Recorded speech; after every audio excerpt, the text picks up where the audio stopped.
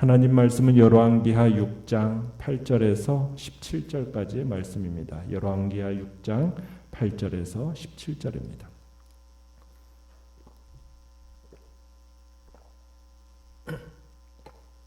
열왕기하 6장 8절에서 17절 우리 한 목소리로 같이 읽겠습니다. 시작. 그때에 아람 왕이 이스라엘과 더불어 싸우며 그의 신복들과 의논하여 이르기를 우리가 아무데 진을 치리라 하였더니 하나님의 사람이 이스라엘 왕에게 보내 이르되 왕은 삼가 아무 곳으로 지나가지 마소서 아람 사람이 그곳으로 나오나이다 하는지라. 이스라엘 왕이 하나님의 사람이 자기에게 말하여 경계한 곳으로 사람을 보내 방비하기가 한두 번이 아닌지라. 이러므로 아람 왕의 마음이 불안하여 그 신복들을 불러 이르되 우리 중에 누가 이스라엘 왕과 내통하는 것을 내게 말하지 아니하느냐 하니 그 신복 중에 한 사람이 이르되 우리 주 왕이여 아니로소이다. 오직 이스라엘 선지자 엘리사가 왕이 침실에서 하신 말씀을 이스라엘의 왕에게 고하나이다 하는지라. 왕이 이르되 너희는 가서 엘리사가 어디 있나 보라. 내가 사람을 보내어 그를 잡으리라. 왕에게 아뢰어 이르되 보라 그가 도단에 있도다 하나이다. 왕이 이에 말과 병거와 많은 군사를 보내매 그들이 밤에 가서 그 성읍을 에워쌌더라. 하나님의 사람의 사환이 일찍이 일어나서 나가보니 군사와 말과 병거가 성읍을 에워쌌는지라. 그의 사환이 엘리사에게 말하되 내 주여 우리가 어찌하리까 하니 대답하되 두려워하지 말라. 우리와 함께한 자가 그들과 함께한 자보다 많으니라 하고 기도하여 이르되 여호와여 원하건대 그의 눈을 열어서 보게 하옵소서 하니 여호와께서 그 청년의 눈을 여심해 그가 보니 불말과 불병거가 산에 가득하여 엘리사를 불렀더라. 아멘. 오늘 말씀의 제목은 눈을 열어 보게 하소서라는 제목입니다. 자, 이스라엘의 숙적 아람은 수시로 이스라엘을 공격했습니다. 아람 왕은 참모들과 극비리의 전략회의도 열고 간첩들의 어떤 정보를 참고로 해서 필승 전략도 짰습니다. 이곳에 군대를 보내서 먼저 군사적 요충지를 선점해서 이스라엘의 허를 찌르겠다라는 그런 전략을 짠 거죠. 내용관찰문제 1번을 보시면 아람 왕의 이스라엘의 침략 의도가 매번 실패한 이유는 무엇입니까? 지금 그렇게 이스라엘의 허를 찌르겠다라는 그런 극비리의 전략회의를 했는데 이게 매번 실패하는 겁니다. 그 이유는 무엇입니까? 엘리사가 이스라엘 왕에게 사람을 보내서 아람 왕이 이스라엘과 전쟁을 하기 위해 장교들과 은밀히 세운 그 작전 계획을 낱낱이 알려줬기 때문이에요. 그래서 번번이 아람의 그 작전 계획이 낭패를 당했던 겁니다. 그러니까 왕과 핵심 참모 몇 사람만이 극비리에 의논해서 마치 정광석화처럼 이렇게 군대를 움직였는데 가보면 항상 이스라엘 군대들이 귀신같이 먼저 그 자리에 진을 치고 대비하고 있는 거예요.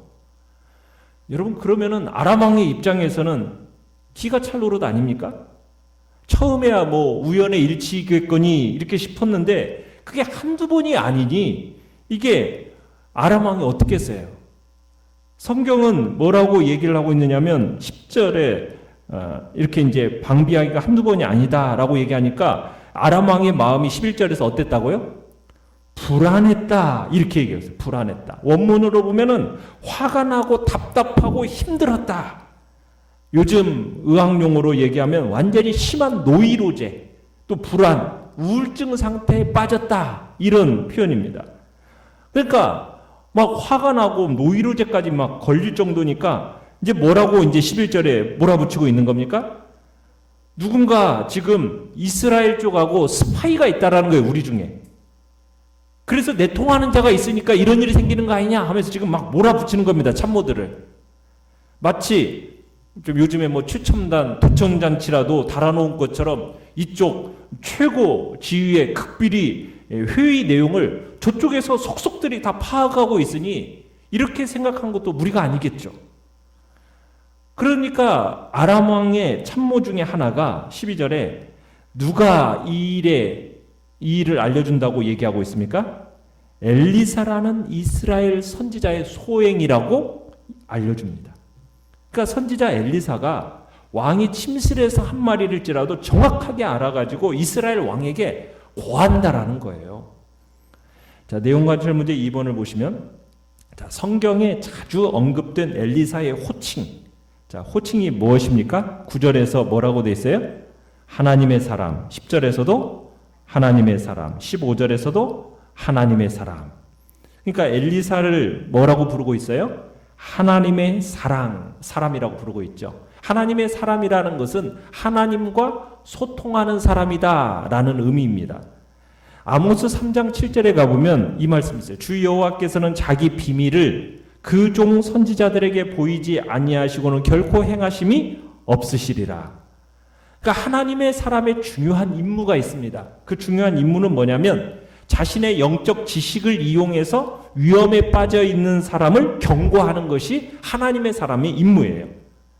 그러니까 엘리사는 하나님의 사람으로서 하나님의 말씀을 누구에게? 지금 위험에 처한 자에게 지금 전달해주고 있는 겁니다. 그 엘리사의 하나님의 사람인 엘리사의 지시에 대해서 여호람은 어떻게 반응했습니까? 순종했어요. 지시대로 행했어요. 그래서 자신의 생명은 물론이거니와 이스라엘 군사들의 생명을 지킬 수 있었고, 아니 나라 전체를 안전하게 보존할 수 있었다는 얘기입니다.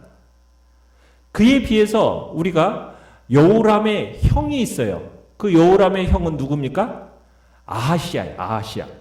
아하시아는 엘리야의 말을 듣고도 회개했어요, 안 했어요?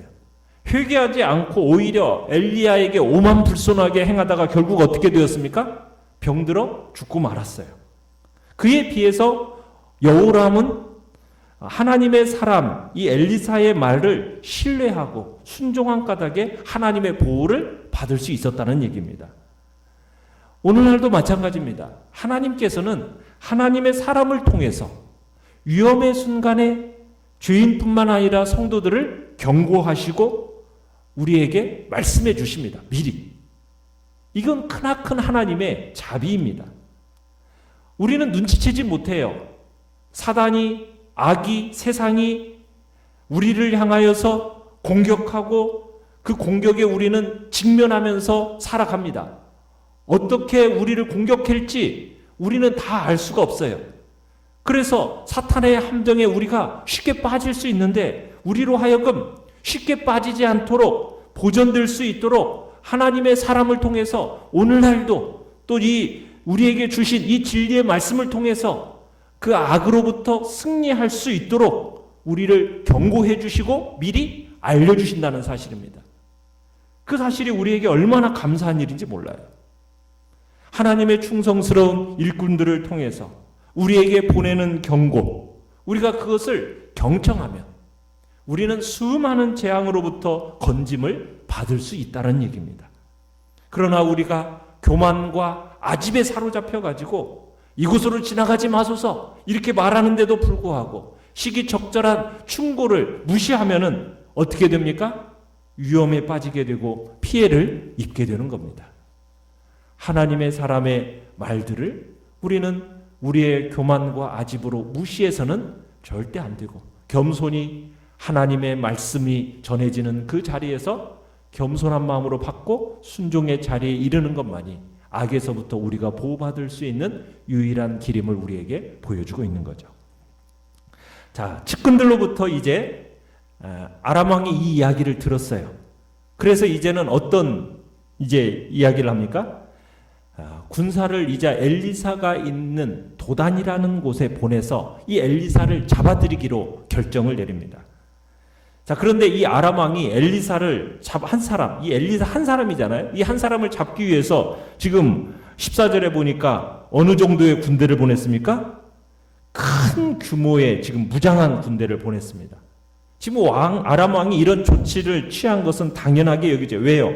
엘리사를 잡아야만 더 이상 자신들의 작전이 실패하지 않게 되고 북이스라엘을 정복하는 데 있어서 자신의 목적을 달성할 수 있기 때문입니다. 지금 그래서 이제 엘리사가 이제 선지자에 불과하긴 하지만 그에는 지금 큰 군대에 비교할 만한 능력이 있다라는 것을 지금 은연중에 지금 인정하는 거죠. 여러분, 그러나 이 아람 왕은 어리석은 겁니다. 지금 엘리사는 은밀히 진행하는, 정말 은밀한 곳에서 진행하는 작전 회의도 다 엿듣고 있잖아요. 엘리사는. 그러면 자신을 잡으려는 이 계획을 엘리사가 알겠습니까? 모르겠습니까? 모를 리가 없지 않죠. 엘리사는 이 사실을 이미 다 알고 있고 그 군대를 맞이할 계획까지 이미 세워놓았을 거예요. 엘리사의 지금 하나님의 능력을 전혀 알지 못하는 이 아람 왕이 또다시 무모한 짓을 지금 저지르고 있는 겁니다. 인간적인 시각으로 보면은 사태는 매우 심각해요. 지금 아람 군대가 엘리사 한 사람을 잡기 위해서 지금 어떻게 했습니까? 지금 성읍을 에워쌌어요. 엘리사가 살고 있는 이 도단이라는 이 도시, 성읍을 겹겹이 포위했습니다.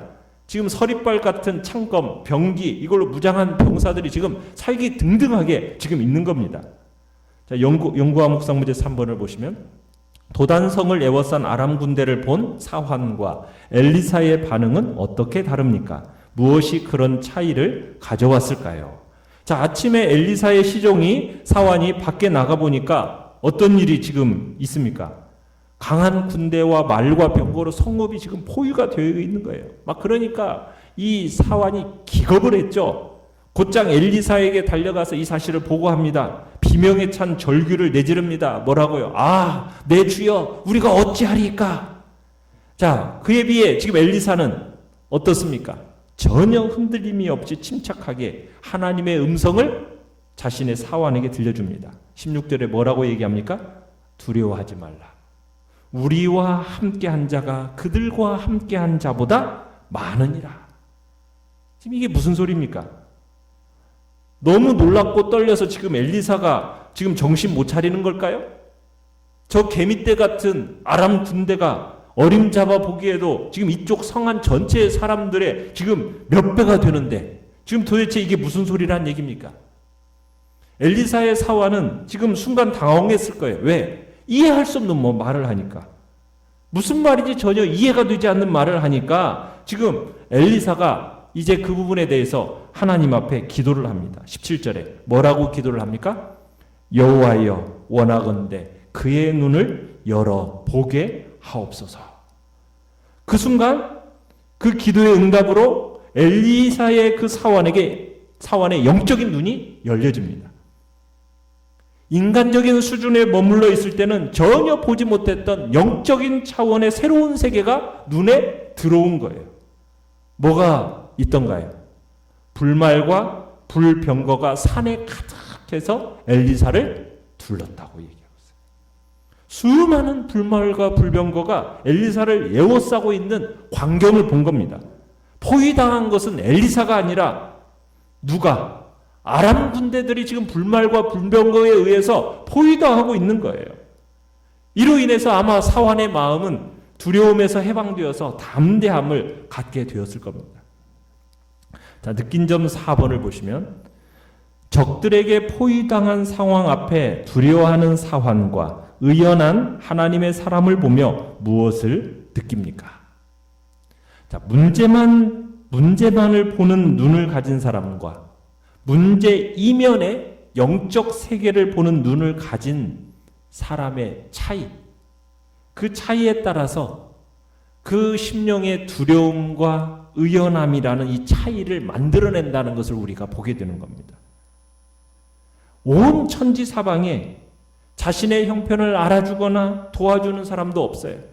대적자들로만 가득 차 있는 듯이 보일 때가 있어요. 도저히 위기에서 벗어날 수 없을 것만 같은 그런 때가 있습니다. 이런 상황에 처하게 된다면 현실이 왜 이렇게 무섭게 느껴질까요? 뭐가 문제입니까? 문제가 왜 그렇게 커 보입니까? 이유가 뭡니까? 영적인 눈이 닫혀 있기 때문이죠. 영적인 눈이 어두워져 있기 때문입니다. 마치 예수님의 제자들이 물 위로 걸어오시는 예수님을 바라보면서 뭐라고 외쳤죠? 유령이다! 비명 질렀던 것처럼. 두려움에 사로잡히면 뭐가 보여요? 귀신이 보이는 거예요. 유령이 보이는 거예요. 그러나 믿음의 눈을 뜨면 누가 보입니까? 주님이 보이는 거예요. 주님이 보이는 거예요. 그렇다고 믿음의 눈을 가진다고 해서 문제가 사라지는 건 아닙니다. 다만 문제보다 더 크신 주님을 보게 되는 거예요.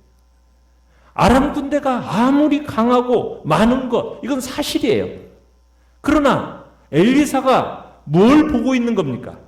그들보다도 훨씬 강하고 많은 주님의 군대가 나를 지키고 계신다라는 이 분명한 사실을 확신하고 있는 거예요. 여러분들이 이 사실만 확신하고 볼 수 있다면 우리는 어떤 고난 앞에서도 절망하지 않게 될 것입니다. 우리가 눈을 들어 주의 영광만 볼 수 있다면 사람 앞에, 문제 앞에 기죽지 않을 거예요. 주님의 군대를 보지 못하고 두려워하는 사환을 위해서 엘리사가 어떻게 했습니까? 기도했어요. 그랬더니 하나님이 그의 눈을 열어주셨습니다. 여러분, 세상이 너무 커 보입니까? 내게 닥친 문제 너무 커 보입니까? 그럼 뭐 하면 돼요? 기도해라는 거예요. 기도해라는 거예요. 주님이 너무 작아 보인다면 기도해야 합니다. 예레미야 33장 3절처럼 너는 내게 부르짖으라. 내가 내게 응답하겠고 내가 알지 못하는 은밀한 일을 내게 보이리라. 무슨 말입니까? 부르짖고 기도하면 볼 수 있다는 거예요. 뭘 봅니까? 크고 은밀한 세계, 영적인 비전이 있다라는 것을 보게 되는 겁니다. 영적인 세계가 있습니다. 그 영적인 세계를 어떻게 하면 볼 수 있다고요? 기도하면 보입니다. 기도하면 주님이 보이고, 기도하면 기적이 보입니다. 기도하면 소망이 보이는 거예요. 기도하면 나를 둘러 진치고 있는 하나님의 군대가 보이는 겁니다. 시편 34편 7절에 여호와의 사자가 주를 경외하는 자를 둘러 진치고 저희를 건지시도다. 하나님만 꼭 붙드십시오. 어떤 환난 속에서도 우리 주님이 보호해 주십니다. 여러분에게 이런 축복이, 영적 세계를 보는 축복이 이 시간 있기를 간절히 바랍니다. 결단과 적용 5번을 보시면 눈앞에 놓인 불리한 조건과 암담한 현실만 보고 패배의식과 두려움에 사로잡혀 있진 않습니까?